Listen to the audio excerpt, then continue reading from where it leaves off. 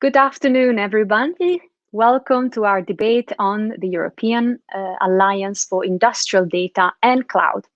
Today's debate is hosted by MEP Pilar del Castillo, who I'm sure you all know. Pilar is the chair of the EIF Steering Committee and a member of the ITRE Committee. She is also co-chair of the Artificial Intelligence and Digital Intergroup of the European Parliament and member of the Special Committee on AI and Digital Age. Welcome, Pilar, and thanks for taking the lead on this debate today.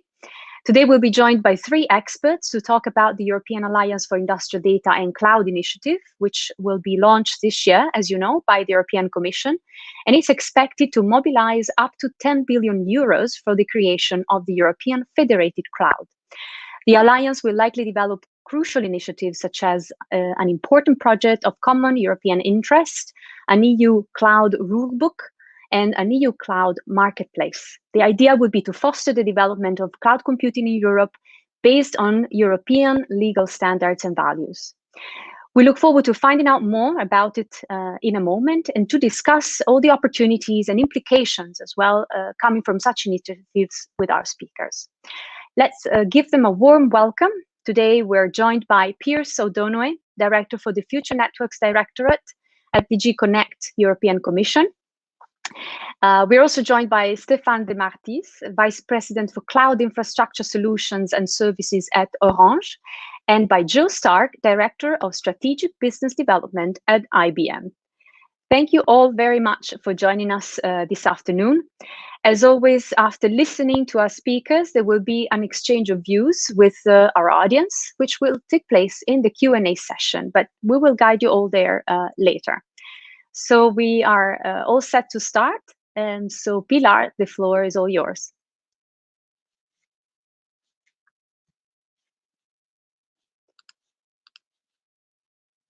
Your microphone, Pilar, we're not hearing you, so you may have to unmute yourself. Now yes, now it's okay. Do, thank you. Yes. I hope everything goes okay in terms of sounds, because when you were speaking, my Rosa, for me it was not so good the sound, but anyway, if it's going well, perfect. So, dear colleagues, EIF members, and of course, dear speakers, very nice to see some of you that we have the more familiar, traditional relationship, like is the case of Pearse O'Donoghue, which I haven't not seen for a long time. Thank you very much, you all, for being here today with us in a debate about EU's approach on building its cloud supply, as you know, and more specifically to the European Alliance for Industrial Data and Cloud. The stakes are high. No need to say that cloud computing is a key enabler of data-driven innovation and technologies such as 5G, artificial intelligence, Internet of Things, etc. We must not be shy in our efforts to ensure that European businesses and the public sector can run and store their data safely, so according to European rules and standards. But what do we know? At this stage, we can only rely on the common declaration of the member states and the Commission that took place, as you know, the 15th of last October. Based in that source, we know that the alliance will be composed of representatives from member states on the one hand, and cloud computing providers and industrial cloud users. We also know that the objective is to create a European federated cloud and mobilize up to 10 billion euros for this purpose. In addition, the Alliance will develop an EU cloud rulebook and EU cloud marketplace. And finally, the Alliance should yield an important project of common European interest. The joint declaration is indeed very comprehensive and really ambitious, but how to put it in practice. And in that sense, many questions come to my mind, and many. For example, what will be what will the timetable be? When will the rule book be produced? How open will the European Federated Cloud be for non-European cloud providers? How does the alliance relate to Gaia-X? Is Gaia-X paving the way? Will be an integral part of the alliance? Or how can we ensure that the public sector in Europe, of course, become early adopters of the services of a European federated cloud? These are only some questions. There are, of course, many more. But it's a timely debate. We have in the table, not to forget, many related files, such as the data governance regulation, the NIS review, or the DSA package. And also, it is the upcoming EU-US summit with the new Biden administration. We have to reflect upon all these, an excellent lineup of speakers, which I would like really to thank very much in advance for being here this afternoon. Thank you very much. Thank you, Pilar. You have raised a lot of key questions. And indeed, as you said, this conversation is very timely. We look forward to hearing all about it from Pearse O'Donoghue then, with the DG Connect at the European Commission. Pearse, over to you. Maybe you have some answers. Thank you, Maria Rosa, and thank you very much, Pilar. Between the two of you, you've already put it in context and explained some of the key issues that we are faced with. So I hope I do have some answers, but of course, the speakers coming after me will provide part of the answers, because you said at the start, Maria, that it will be launched by the Commission. The idea is being launched by the Commission, but we will depend on European industry to actually drive this process. It is an industrial alliance that we're talking about. And that's one of the things I want to focus on. And now, we've been talking about it for a while. The origin of the initiative is the European data strategy that the Commission launched last February. And as Pilar rightly referred to, we have, of course, several other tracks of that initiative which we are working on. We've just recently made the proposals on data governance, and in DG Connect here, we're working hard on our data strategy. The European Data Cloud Industrial Data Alliance is an important element about the physical delivery of the means to benefit from data that you saw in the data strategy.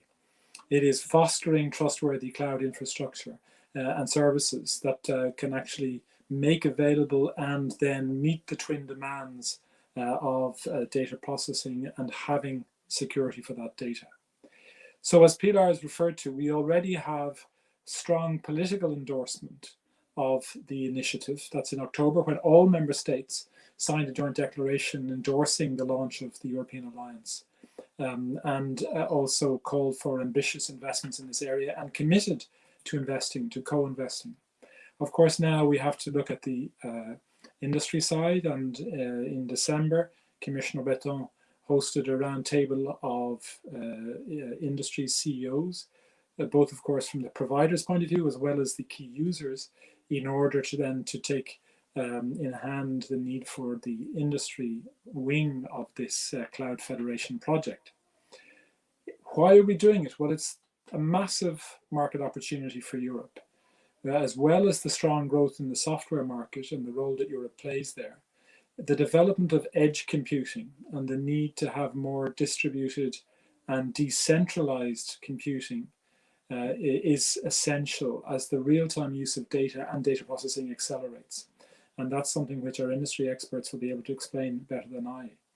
But just a key figure that shows the trend is that by 2025, we expect that 80% of all data processing activities will take place at the edge of the network, not in centralized data centers, which is the case today. And so that's a change which will be captured by new technologies, and that's where Europe comes into it. We have a strategic interest as well as an economic interest in doing so, because we have to be in the lead of that technology, this edge computing. That is what the Alliance will do in order to ensure that Europe can benefit immediately from these new data technologies. But we also have to ensure data sovereignty and data security, making sure that just as we seek to pool the data in the European data spaces, that data is actually safe, particularly commercial industrial data, that it receives the same level of protection that we already insist and require for personal data.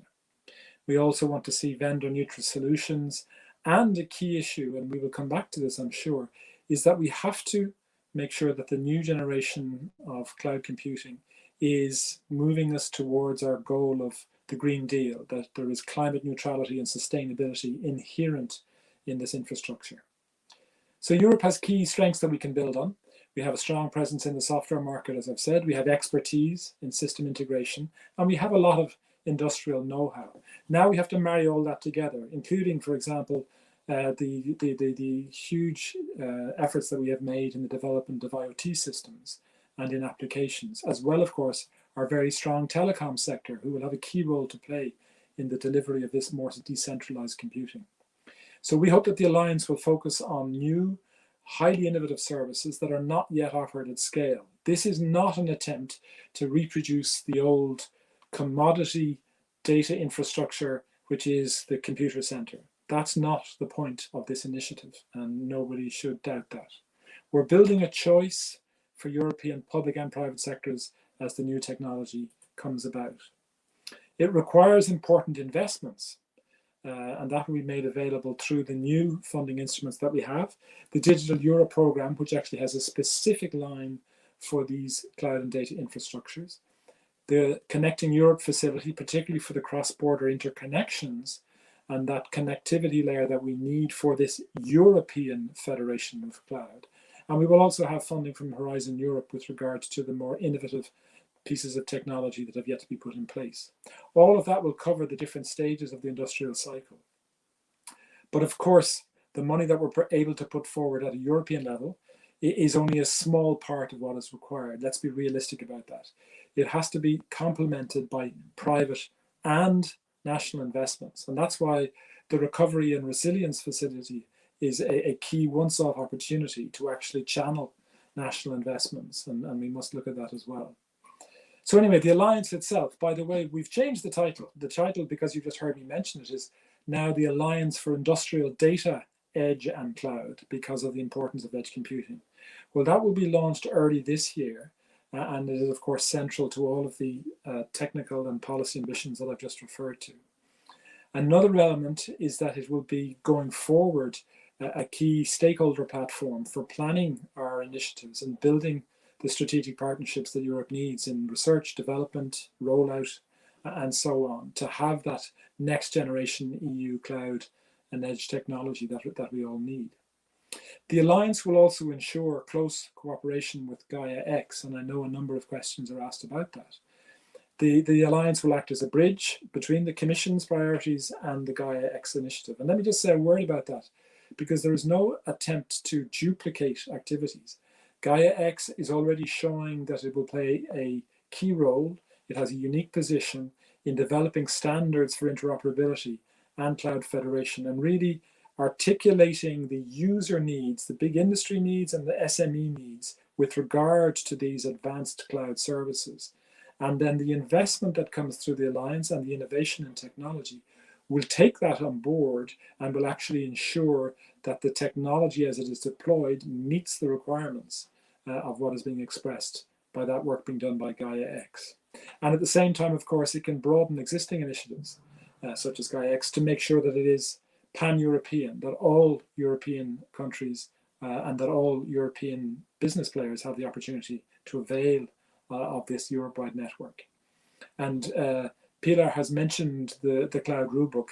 I have to say to her, given the very important role that she has played in developing the regulatory framework so far, this rulebook, they're not new rules. It will try to bring on board all of the existing rules as they exist and put them together with the key industry standards, and including those that have been developed by self-regulation and the codes of conduct, so that in one place we have a clear and transparent set of guiding principles and rules where there is European law, in order to make it clear that these are the things that any provider of these services should offer. And really to close on that point, because in showing those rules, in creating this initiative, we don't want to close the European market. That has also been said, and it is not true. We want to become a global hub for data processing, and we need all of the global actors to contribute to that. However, given the context of data security, of the huge sensitivity about industrial data, about the sincere doubts that people have with regard to the powers of third country governments to demand access that their providers have to European data, to the industrial espionage that we have seen in the past, we actually have to strike the right balance between our own strategic autonomy and that open market for data services, which is already very vibrant in Europe. So the Commissioner has said Europe should not be naive, but Europe is open. So that's why the governance of the alliance is very important. It's currently being elaborated, and it will be partly decided by the industry themselves, but it has to meet our requirements in terms of security, data sovereignty, as well as sustainability, which I come back to that point. It's another requirement which will be first and foremost in the rules as we go forward with regard to the use of power, etc., and climate neutrality. So those are a whole lot of important considerations which I look forward to discussing with you. But let's be clear, the time to act is now. The Commissioner has set a very ambitious timetable to the industry to come up with mobilizing their efforts so that we can then strategize investments with the member states, with the new MFF, to ensure that Europe has this new cutting-edge data processing capacity. Thank you very much.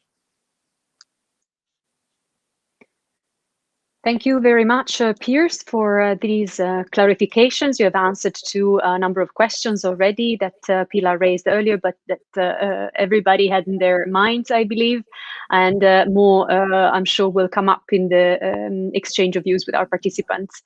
Thank you very much for your presentation. Let's now bring in the industry perspective with Stéphane with Orange. Over to you, Stéphane Demartis. Yes, thank you. Hello, everybody, and thank you, Pearse. And I agree with you. The time to act is now.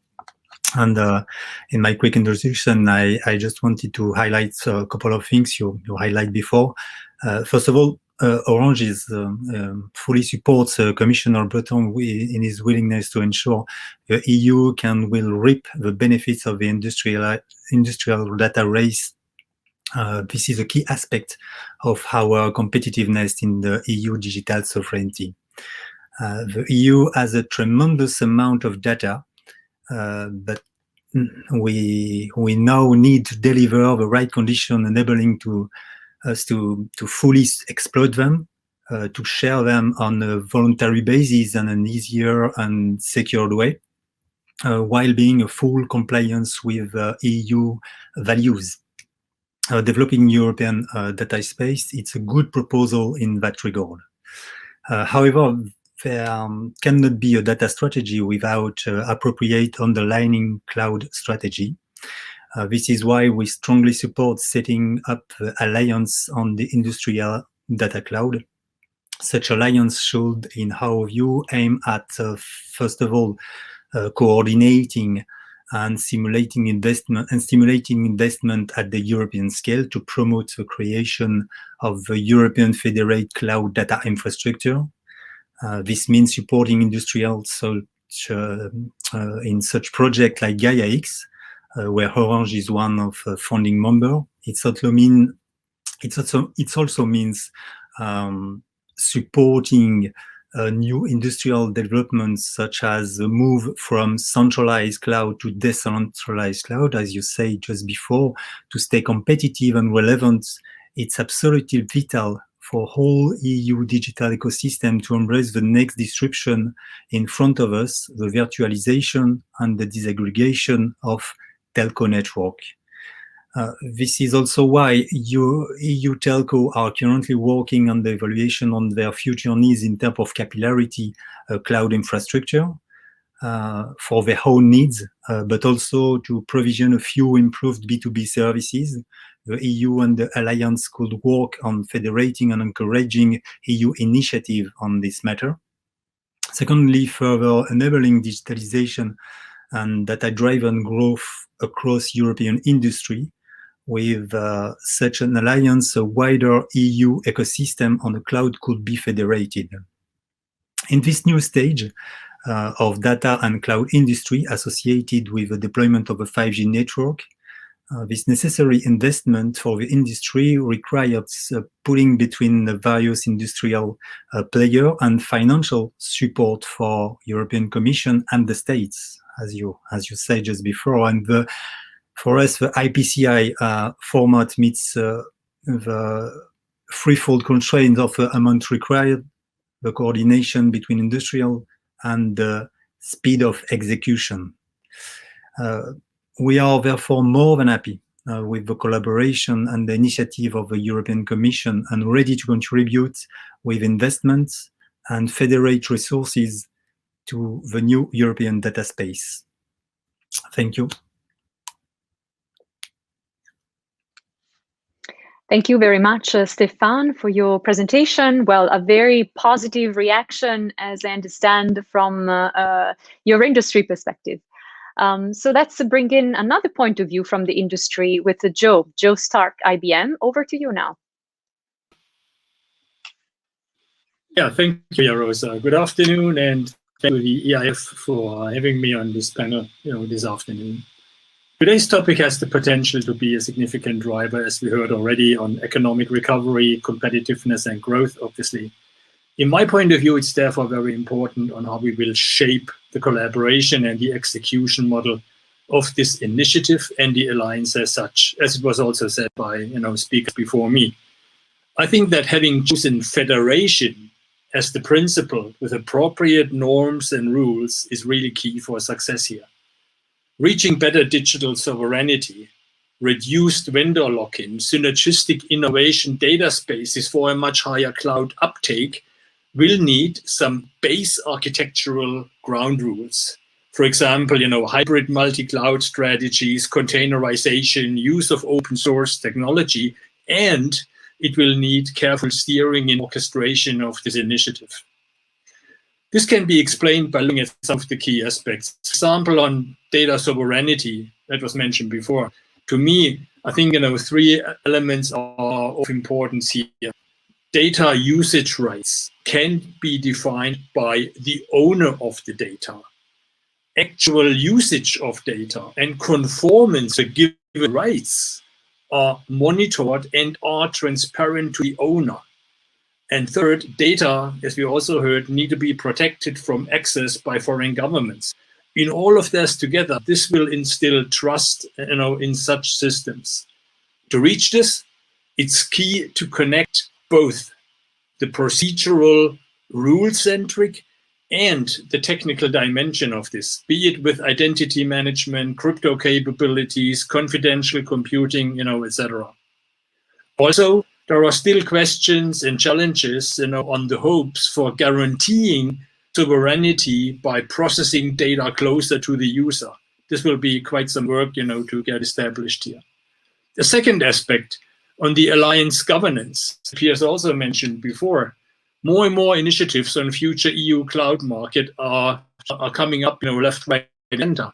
On the other hand, there is a growing dilemma and the need for balanced orchestration. This enthusiasm, high momentum in all of these interest groups in the communities, alliances, and initiatives basically need a bit of balancing with proper oversight to ensure effectiveness, minimize friction, redundancy, and make sure that this goes in the right direction with the best effectiveness.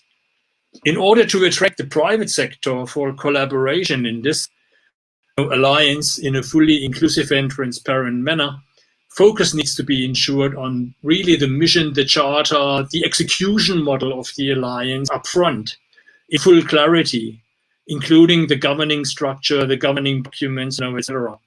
And then, of course, clarify on how the roles complement one another between the EU Commission, the member states, and the Alliance for Industrial Data, Edge and Cloud as such. On a third act, the Cloud Rulebook, it has said before, and I think the importance of this intended rulebook cannot be stressed enough. I think it should reflect policies such as that decisions about technological sovereignty based on a company's European presence and values, not only on the geographic location of its headquarter building, for example. Precision regulation should be deployed in a way that it tackles the right problems without counting benefits that technology can actually bring. And it's good to see that the Commission has adopted this type of approach also in the recent Digital Services Act already. The future of cross-border data flows must include high standards of protection to engender the trust and the confidence, in the digital, economy there. Clear safeguarding for such data flows will support actually the compliance to EU law, as we heard before. So focus on the goal, focus on the objective, avoid an over-restricting regulation rules at a time when main objectives and the execution model may not be fully clear in all level of. Let me summarize my views in the messages or recommendations, basically. Transparency and inclusion. It's key to encourage the European collaboration, large international players in a fully transparent and inclusive manner, as we heard it before from the other speakers.